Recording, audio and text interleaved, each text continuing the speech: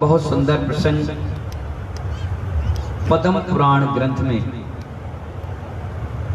आचार्य भगवान दे रहे हैं, समझा रहे हैं और बता भी रहे हैं। क्या कह रहे हैं वो? हाथ जोड़कर बोलिए राम, बोलो और जोर से बोलिए राम ना मारत, बोलो राम ना मारत काऊ को, जोर से बोलो राम ना मारत काऊ को। सुशील जी, राम ना मारत काऊ को, ऐसे भोले राम। क्या कहा मैंने?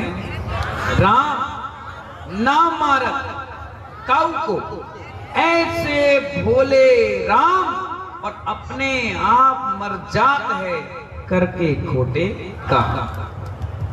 आप लोग किसको बदनाम करते हो? काम कौन करता है खोटे? आप। और फिर कहते क्या हो? हे राम तुमने क्या कर दिया, हे भगवान तुझे यही दिन दिखाना था, हे भगवान हमें उठा ले, हे भगवान हमें कहीं का नहीं छोड़ा। एक बात बताइए, क्या भगवान मोक्ष से उतरकर तुम्हारे काम बिगाड़ने के लिए आए? उसके पास कोई टाइम नहीं है क्या और कुछ काम करने का? महानुभाव, ये छोटी छोटी मान्यताएं, ये छोटी छोटी विचारधाराएं हमने बना ली। ना राम किसी का खेल बिगाड़ते हैं और ना राम कभी किसी का खेल सुधारते हैं। ये तो हमारे ही कर्म है, हमारे ही पुण्य और पाप का खेल है जो बिगाड़ता और बनाता है। कितनी सुंदर बात आप देखिए कि रामचंद्र जी जब वनवास में थे महानुभाव, तो वो कभी भी आलू का सेवन नहीं किया, प्याज उन्होंने नहीं खाई, कभी रात्रि में भोजन नहीं किया, भूखे पेट सोना मंजूर था पर किसी को मारकर खाना उनको मंजूर नहीं था। कभी वो गुटखा सिगरेट बीड़ी तंबाकू कभी जीवन तक उन्होंने हाथ नहीं लगाया, जबकि राजा महाराजा के पुत्र थे, हर चीज उनके पास थी, चाहते तो हर चीज उनके हाथों हाथ आ जाती, लेकिन कभी उन्होंने ये गलत सेवन व्यसनों में अपने जीवन को बर्बाद नहीं किया। आप देखिए कितना सुंदर दृश्य, राम सीता और लक्ष्मण बैठे हुए, रामचंद्र जी कह रहे हैं अपनी सीता से कि हे सीता मुझे प्यास लग रही है। क्या कह रहे हैं? जोर से बोलिए बंटी भैया, मैनपुरी बोलो, हे सीते मुझे प्यास लग रही है। तो मालूम सीता बिस्लरी की बोतल लेके नहीं आई, सीता कोका कोला या फेंटा लेकर गौरव भाई नहीं आई। क्या लेकर आई? बोली रुको, मैं अभी लक्ष्मण जी से कहती हूं और वो आपके लिए प्रासुक जल लेकर आई।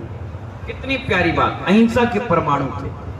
जो मोक्षगामी जीव होते हैं उसके बोलने के, उसके बैठने के, उसके ढंग अलग ही होते हैं। अब आप देखिए, आप लोग पूरे बोदला में कम से कम 100 टीचर तो होंगे, कम से कम 100 टीचर होंगे। अगर आपके स्कूल में कोई बच्चा बदमाशी करे या हल्ला करे या उदम हो तो आप क्या कहते हो? सुशील जी, इंग्लिश में क्या कहोगे? बोलो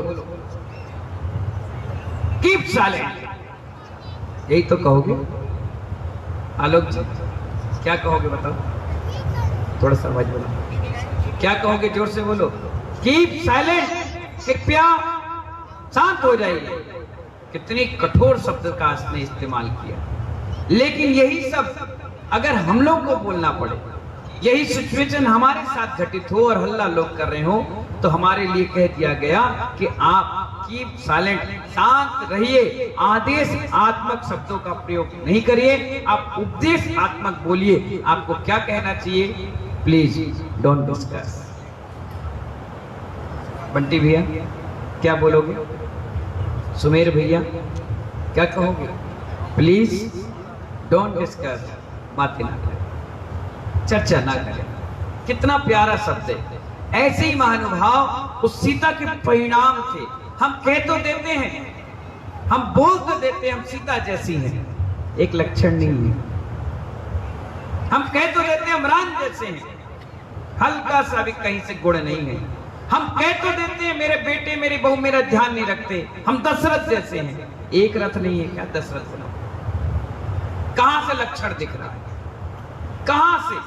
तुम्हारे बच्चे आज तुम्हारी इज्जत इसलिए नहीं करते हैं क्योंकि तुमने कभी इज्जत वाले कोई काम किए नहीं। बच्चों के सामने गालियां देते हो, जब वो गाली देते हो तो बच्चे भी वही गालियां बुढ़ापे में तुम्हें देते हैं। आज बच्चों के सामने जब रात्रि भोजन करते हो तो बच्चे भी तुम्हारे सामने पिज्जा और बर्गर खाते हैं। आज तुम मंदिर नहीं जाते हो तो कल बुढ़ापे में वो भी तुम्हें मंदिर नहीं ले जाते हैं। आज तुम उनको साधु के दूर रखते हो तो कल वो तुम्हें नमोकार मंत्र सुनाने के लिए भी नहीं आते। गलतियां खुद करते हो और इल्जाम राम और भगवान पर लगाते हो। यही सबसे बड़ी विसंगति है। इसलिए मैंने कहा, क्या कहा? राम ना मारत काऊ को, ऐसे भोले राम और अपने आप मर जाते करके खोटे काम। महानुभाव, जब सीता ने लक्ष्मण से कहा कि लक्ष्मण जी आपके बड़े भाई को प्यास लग रही है, थोड़ा सा जल की व्यवस्था करिए, तो लक्ष्मण जी बोले ठीक है भाभी मैं जाता हूं। लोटा लिया, डोरी ली, छन्ना लिया और पेड़ पर चढ़ गए। मुकेश जी कहां पर चढ़ गए? क्यों चढ़े? मालूम है क्यों चढ़े? वो इसलिए चढ़े कि अगर ऐसे देखूंगा तो मुझे कुछ दिखाई नहीं देगा। पेड़ पर चढ़ गए, वो इसलिए चढ़ गए कि कहीं ना कहीं आसपास कोई ना कोई जिन मंदिर होगा तो शिखर दिखेगी, शिखर दिखेगी तो वहां पर नियम से कुआं होगा और कुआं होगा तो जल उसमें जरूर होगा। कितना बड़ा सोचो, सात्विक सोच है, सात्विक सोच है। जंगल में कोई देखने वाला नहीं था, जंगल में कोई पूछने वाला नहीं था। अरुण जी, ब्रह्मचारी जी, कोई कुछ बोलने वाला नहीं था। आप लोग भी क्या करते हो मालूम है? जब अगर आपका रात्रि भोजन त्याग होता है तो आप सूरज की किरण देखते हो और भोजन करना प्रारंभ करते हो। सूरज ढलता जा रहा है, फटाफट खा रहे हो, और अगर 10-5 मिनट लेट हो गया तो जल्दी से मुंह में डाले, मुंह पोंछ लिया। किसी ने नहीं देखा, किसी ने नहीं देखा। कई बार तो इन महिलाओं का क्या कहना, आलू का त्याग करती है। किसका त्याग करती हो? आलू का त्याग करती हो। और उसी दिन शाम के टिक्की का ठेला वाला घर के सामने खड़ा हो जाए, मुंह में पानी अभी भी आ गया होगा 2-4, वो तो कह नहीं पा रही, 2-4 के मुंह में पानी आता होगा, कहती होंगी बड़ा मन कर रहा है टिक्की खाने का, लेकिन क्या करें महाराज ने त्याग करा दिया। तो दूसरी तुरंत सलाह देती है, तो कोई बात नहीं, आलू मत खाओ, पानी में डुबाओ, खा जाओ। कहने का मतलब हल्का सा संयम भी धारण नहीं करता, क्योंकि हम मोक्ष मार्गी है नहीं, हम संसार मार्गी, मिथ्या मानते हैं और इसी संसार में भ्रमण करने वाले हैं। सीता के कितने पवित्र भाव, उसने लक्ष्मण को लोटा दिया, रस्सी दी, कपड़ा दिया कि जाओ पानी की व्यवस्था बनाओ। लक्ष्मण कितने सात्विक व्यक्ति थे, अहिंसा के परमाणु उनके शरीर में पनप रहे थे।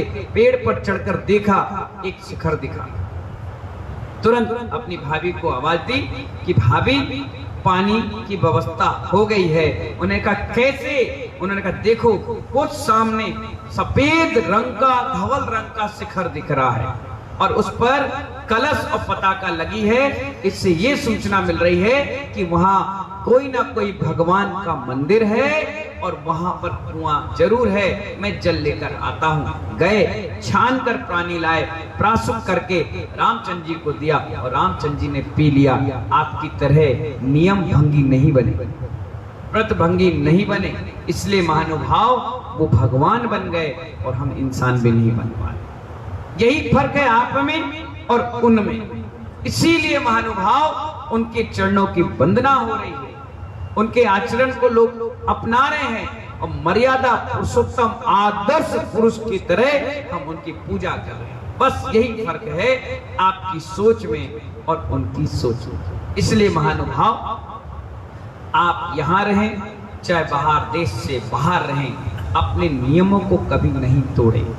नियम टूट गया तो समझो सब कुछ टूट गया, सब कुछ बेकार हो गया। और एक बार शिष्टाचार हावी हो गया तो वही काम करने का मन करेगा, फिर ये रियल जिंदगी जीने में आनंद नहीं आएगा। इसलिए अपने दृढ़, एक बार उसमें परेशानी आती है, जीवन में एक बार परेशानी आती है, बस उसके बाद अगर आपने उसमें जीत हासिल कर ली तो तमाम लोग तुम्हारी वंदना करना प्रारंभ कर देंगे कि एक जैसा नियम, कठोर और व्रती व्यक्ति हमने आज तक जीवन में नहीं देखा। हो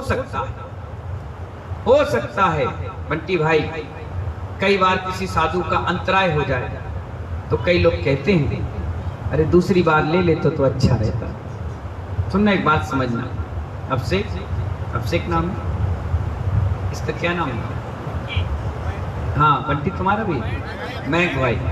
अगर आलोक जी, अगर किसी साधु का अंतराय हो जाए, उमेश जी क्या कहा मैंने, अगर साधु का अंतराय हो जाए और अचानक चौका वाला कहे कि अगर 2 बार लेने की छूट मिल जाती तो कितनी अच्छी, और साधु अगर दूसरी बार ले लेता तो आप क्या कहते?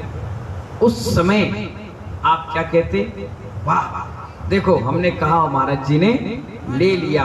लेकिन जैसे ही आहार करके कमरे तक पहुंचते यही सब चर्चा करते, ये कोई साधु है? अरुण जी बेकार है ये, हम नहीं मानते, हम क्यों करें पूजा? 2 टाइम खा लिया, हमारे मन में क्या फर्क है? हट बेकार। और वही साधु चुपचाप शांति से चौके में से आकर बैठ जाता तो दूसरे दिन 10 लोग उसका आहार कराने के लिए तैयार रहते। ये व्रत, नियम, संयम महाव्रत का प्रभाव है महानुभाव। जिसका कोई नहीं होता उसके सब होते हैं, और जिसके सब होते हैं वो हमेशा अकेला ही बैठा रहता है।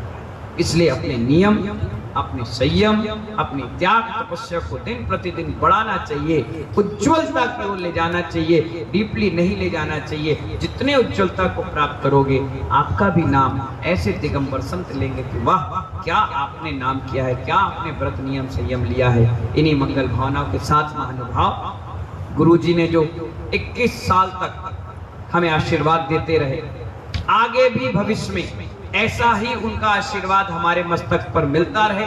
24 साल अखंड ब्रह्मचर्य और 21 साल गौरव भाई मैनपुरी, कितने साल? 21 साल हो गए एक टाइम भोजन। कितने? पहले जीवन में कभी एक टाइम भोजन नहीं किया मैंने, सुशील भैया, कभी जीवन में नहीं किया। कभी जीवन में एक आसन नहीं किया, कभी जीवन में आलू प्याज तो छोड़े ही नहीं, इसके अलावा भोजन ही नहीं था। कभी जीवन में ऐसा नहीं था कि दिन में भोजन करना था, जब टाइम मिले तब खाते थे, जब पीना है तब पी लेते थे, जब सोना तब सो लेते थे। लेकिन 16 साल के बाद जीवन परिवर्तन हुआ और ऐसा हुआ कि आज 39-40 साल के हो गए, फिर दोबारा उस साइड मन ही नहीं गया। वन टाइम एक बार में ही आलू छोड़ दिया, एक बार में कपड़े छोड़ दिए, एक बार में चप्पल छोड़ दी, एक बार में परिवार का मोह छोड़ दिया। आज तक पीछे मुड़ करके विनोद जी देखे नहीं, कमल जी देखे नहीं, कोई मतलब नहीं किसी से, और निकल पड़े। क्योंकि पिछला पुण्य और अभी का पुण्य जोर मार रहा था और इस दोनों पुण्य को गुरुजी ने सजो करके रख दिया। इसलिए 21 साल तक महानुभाव निर्बाध और सानंद तरीके से अपनी गाड़ी आगे खिंच गई। गुरुजी से परोक्ष में नमस्तु करते हुए यही कहना चाहेंगे कि हे गुरुदेव, एक ऐसा आशीर्वाद दो कि ये संयम, ये पिच्छी, ये मुनि भेद जो अपन ने धारण किया है अंत तक बरकरार रहे और अंत समाधि संलेखना बहुत शानदार तरीके से हो जाए। इसके अलावा हमें और कुछ नहीं चाहिए। यश कीर्ति नाम ख्याति तो दुनिया कमा लेती है, कोई भी कर लेता है, ये हमारी चीजें नहीं है, ये तो भटकाने की चीजें हैं। हमारी आत्मा, हमारी प्रज्वल, हमारी आत्मा का जो दीपक है केवल ज्ञान के रूप में प्रकट हो। इन्हीं मंगल भावना के साथ गुरुजी को परोक्ष में नमोस्तु करते हैं और उनका अनंत उपकार है कि उन्होंने पिच्छी दी, कमंडल दिया, मुनि बन करके इस लायक बनाया। उनके चरणों में भी तय भक्ति के साथ, क्षमा याचना के साथ यही भावना है कि हे प्रभु, हो संयम में जीवन, ना आधी व्याधि हो, बस एक तमन्ना है, गुरु चरण समाधि हो, गुरु चरण समाधि हो, गुरु चरण समाधि हो। बोलिए आचार्य गुरुवर विराग सागर जी महाराज की।